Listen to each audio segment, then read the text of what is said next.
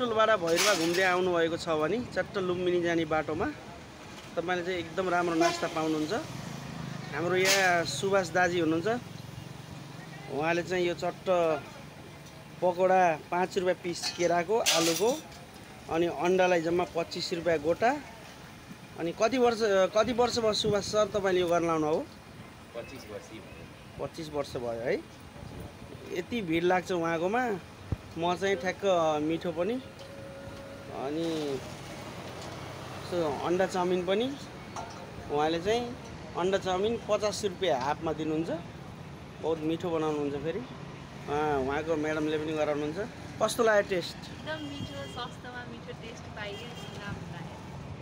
Okay ल साथीहरू, सबै जसले यो युट्युब च्यानल हेर्नु भएको छ, हाम्रो सुभाषजीको कन्ट्याक्ट नम्बर भनिदिनु तपाईको।